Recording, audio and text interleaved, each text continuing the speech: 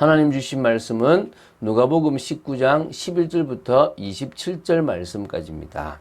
24절부터 27절 말씀을 합독하고 누가복음 19장 11절부터 27절 말씀을 보도록 하겠습니다. 자, 우리 24절부터 27절 합독하겠습니다. 곁에 섰는 자들에게 이르되 그 한 문화를 빼앗아 10문화 있는 자에게 주라 하니 그들이 이르되 주여 그에게 이미 10문화가 있나이다. 주인이 이르되 내가 너희에게 말하노니 무릇 있는 자는 받겠고 없는 자는 그 있는 것도 빼앗기리라. 그리고 내가 왕됨을 원하지 아니하던 저 원수들을 이리로 끌어다가 내 앞에서 죽이라 하였느니라. 아멘. 자, 누가복음을 제가 전체 처음 시작할 때 크게 세 부분으로 나눈다 그랬죠. 첫 번째가 누가복음 1장 1절부터 4장 13절까지라고 그랬습니다. 공생애를 하기 전이라고 보시면 되고요. 그 다음에 두 번째가 누가복음 4장 14절부터 오늘까지 보게 될 19장 27절입니다. 이게 이제 공생애 기간 중에서 이제 사순절이라 그러죠. 예루살렘으로 입성하기 전까지의 그 기간을 이야기합니다. 그리고 이제 마지막 부분이 누가복음 19장 18절부터 24장 53절 이제 바로 고난 주간이라고 그러는데요. 예루살렘으로 입성하신 부터 십자가 지시고 그 이후의 일까지를 기록하거든요. 그러면은 오늘 본문은 이 두 번째 부분의 마지막입니다. 그래서 4장 14절부터 19장 27절까지의 그 마지막 부분이라고 보시면 됩니다. 이제 오늘 끝나면 내일부터는 이제 세 번째 부분으로 들어간다고 보시면 되겠죠. 자, 그래서 이 11절부터 27절까지는 10명의 종과 그 종에게 각 한 문화씩 나눠준, 그래서 10문화 비유에 대해서 나누게 되는 것입니다. 이 비유는 예수님께서 삭개오의 집에 계실 때 삭개오에게 하신 말씀 이후에 주어진 말씀이라고 보시면 되고요. 주 대상은 삭개오의 집에 동행하였던 제자들일 가능성이 큽니다. 이 비유를 주신 목적은 하나님 나라에 관하여 잘못 생각하고 있는 제자들의 오해를 풀어주기 위한 것으로 보시면 됩니다. 무슨 얘기냐면 예수님께서는 예루살렘에 가까이 이르셨기 때문에 예루살렘에 입성하시면 사실은 고난을 받고 돌아가셔야 되는데 제자들은 이제 당장 하나님의 나라가 이루어질 것이라고 오해를 했다는 것입니다. 그래서 제자들에게 본 비유를 주셨다고 생각하면 됩니다. 그래서 이 비유를 통해서 하나님 나라의 미래성, 미래에 임할 하나님의 나라를 강조하고 있고요. 아울러 제자들로 하여금 세상 마지막 날 곧 당신이 다시 오시는 그날까지 맡겨주신 사명들을 이렇게 복음 전파의 그 사명을 이렇게 성실히 감당하라는 그런 말씀입니다. 마태복음 25장 14절부터 30절에 나오는 달란트 비유하고 많이 유사합니다. 이렇게 각 사람, 그러니까 뭡니까? 우리에게 주신 어떤 재능을 주시고 그걸 이제 남기도록 주님의 일을 감당하라고 하신 부분에서는 비슷하지만 차이가 뭐냐면 달란트는 차등으로 이렇게 달란트를 주었다면 문화는 똑같이 준다는 것이 차이가 있습니다. 그리고 달란트는 결국은 구원에 참여하는 것은 같지만 오히려 이 문화 비유는 이렇게 각 고을을 이렇게 다스릴 수 있는 권한을 이게 남긴 만큼 준다라는 부분에서는 좀 차이가 있다라고 보시면 됩니다. 그래서 그냥 요 정도 차이를 두고 그래서 이 두 개 비유는 다른 비유다라고 생각하시면 되고요. 비유를 좀 설명하면서 문화의 가치도 한번 나눠보도록 하겠습니다. 11절부터 보겠습니다. 아까 말씀드렸지만 삭개오와 대화의 말씀을 하고 있는 중에 이제 제자들이 이제 그 비유를 더 알아들으시도록 하셨다라고 생각하면 됩니다. 그 이유가 나오잖아요.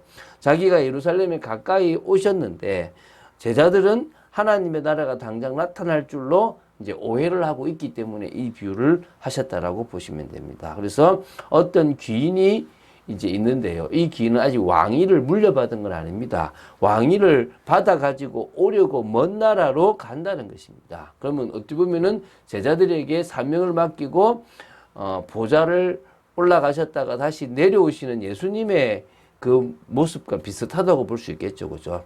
10종을 부릅니다. 그리고 그 종에게 은화 10문화를 각각 하나씩 줍니다.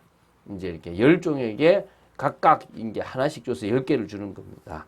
내가 돌아올 때까지 장사를 하라 그럽니다. 장사를. 이렇게 남기라 이 말이겠죠. 그죠? 그런데 이제 그때 또 뭐가 있냐면 그 종 말고 또 백성들이 있어요. 근데 그 백성들은 그 귀인을 미워해가지고 사자를 뒤로 보내가지고 우리는 이 사람이 왕됨을 원하지 않는다라고 이렇게 말할 정도가 되는 겁니다. 꼭 바리새인들의 모습 같죠, 그죠?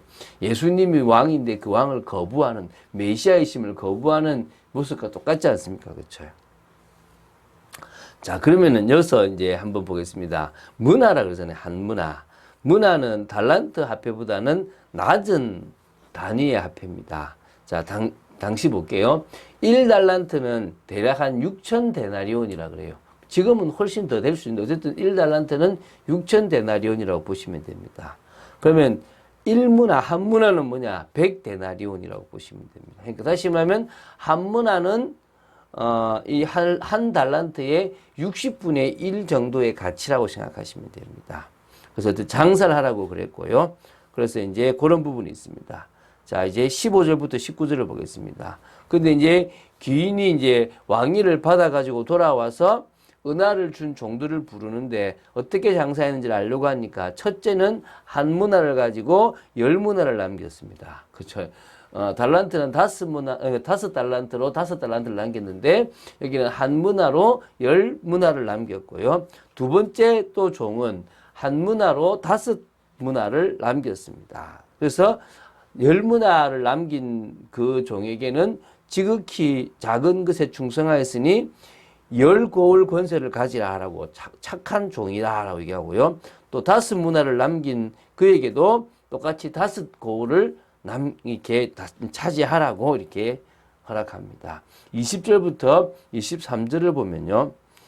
이제 그 중에 또 한 종이 나와요. 그러면은 지금 몇 명이 빠진 겁니까? 지금 10명 중에 3명이 나온다고 보면 되니까 7명은 지금 뭐 몇 문화를 남기는지 나오지 않습니다. 근데 한 사람이 이제 어떻게 나오냐면 주인이여 보소서 당신의 한 문화가 여기 있나이다. 내가 수건으로 쌓아두었나이다. 장사를 안 하고 딱 감싸둔 겁니다. 왜냐하면 손해봐서 이 원금을 이루면 안 된다 이 생각이었겠죠. 당신은 엄한 사람인 것을 내가 무서워함이라. 당신은 두지 않은 것을 취하고 심지 않은 것을 거두나이다. 어이 참네. 기가 차죠, 그죠? 그러니까 당신은 두지 않은 것을 취하고 심지 않은 것을 거두는 만큼 한마디로 제정신이 아닌 그런 주인이라 이 말이잖아요. 그런 게 아닌데, 그죠? 오해하고 있죠, 그죠? 그러니까 나는 내가 혹시라도 이걸 잃어버릴까 싶어서 저는 딱 두었습니다. 라고 얘기하는 거죠. 이제 주인이 이야기합니다. 악한 종아, 내가 네 말로 너를 심판하노니. 네가 한 말로 심판한다. 너는 내가 두지 않은 것을 취하고 심지 않은 것을 거두는 엄한 사람인 줄 알았느냐? 그러면 어찌하여 내 돈을 은행에 맡기지 아니하였느냐? 그리하였으면 내가 와서 그 이자와 함께 그 돈을 찾았으리라 하고. 그렇지 않습니까? 그렇죠? 나는 심은 만큼 거두고 또 뭡니까? 내가 두었기 때문에 취하는 거지. 나는 내가 두지도 않고 취하거나 내가 심지도 않고 거두는 악한 사람이 아니다 라고 얘기합니다. 잘못 알고 있는 거죠. 많은 사람들이 자신에게 주신 그 은혜는 잊어버리고 하나님은 나의 헌신을 원한다라고 주님은 정말 나를 막 이렇게 내가 진짜 주님을 위해서 살기 원한다고 오해하고 있습니다. 우리에게 주신 그 은혜가 커서 우리는 주님 앞에 헌신하고 또 주님의 나라를 빨리 이루는 것이 나에게 유익이기 때문에 우리가 하는 것 아니겠습니까? 그렇죠? 오해하면 안 될 줄로 믿습니다. 이제 그래서 24절부터 27절 이제 한 문화까지 이제 빼앗기게 되는 일이 주어지는데요. 이렇게 얘기합니다. 이제 한 문화를 빼앗아서 10문화에게 주라라고 얘기합니다. 그러니까 이제 저는 저 사람 이미 10문화가 있는데요. 그러니까 이제 주인이 뭐라고 하냐면 무릇 있는 자는 받겠고 없는 자는 그 있는 것도 빼앗기리라. 여러분이 정말 남기게 되길 바라고, 이거는 뭐 부익부, 빈익빈 이런 이걸 얘기한 것이 아니라 정말 여러분이 정말 주님이 주신 그 똑같은 재능이라도 똑같은 사명이라도 주님 앞에 헌신한다면 더 많은 축복과 더 많은 은혜를 누릴 수 있다는 것입니다. 그리고 이제 귀인이 왕되는 것을 원치 않았던 백성들은 다 끌어다가 죽이는 일이, 말세 일어나는 일을 이야기합니다.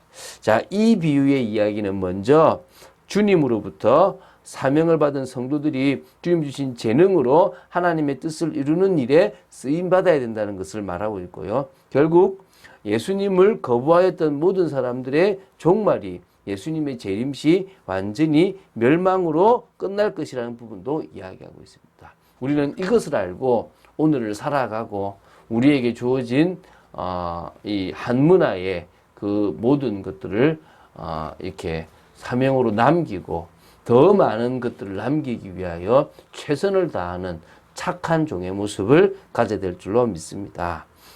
위기의 시대에 사무엘은 자신에게 주어진 사명을 진정으로 감당했던 축복된 그런 제자였고 또 그런 영적인 지도자였습니다. 한 사람이 그 우상으로 가득 차고 정말 타락했던 그 사람들을 약 한 20년 정도 사역하는 중에 바꾸어 버리고 하나님을 사모하는 사람으로 만들어 버렸고요. 결국은 그들로 하여금 우상을 버리게 만들었고 전심으로 주께로 돌아오게 만들었을 뿐만 아니라 미스바 운동을 통하여 진정으로 블레셋까지 무너뜨려 버리는 그런 축복된 일을 감당했습니다. 오늘 우리에게도 마찬가지입니다. 이 위기의 시대에 교회가 해야 될 중요한 일을 믿음으로 감당하는 그런 교회가 되기 원하고 성도가 되기를 원합니다. 그런 축복을 이번 주간에 누리기 위해서 결단하고 또 믿음으로 나아가는 축복을 누려야 될 줄로 믿습니다. 흔들리지 말고 우리에게 주어진 축복된 길을 걸어가는 여러분 되시기를 주 예수 그리스도 이름으로 축원드립니다. 주는 그리스도시요 살아계신 하나님의 아들이심을 고백합니다. 믿음으로 나아갑니다. 말씀 붙잡고 나아갑니다. 아버지 하나님, 저희들에게 주어진 한 문화를 가지고 아버지 하나님 10문화를 남기든 5문화를 남기든 최선을 다하여 저희들에게 주어진 사명을 감당하며 하나님의 뜻을 이루는 저희들 되기를 간절히 소원합니다.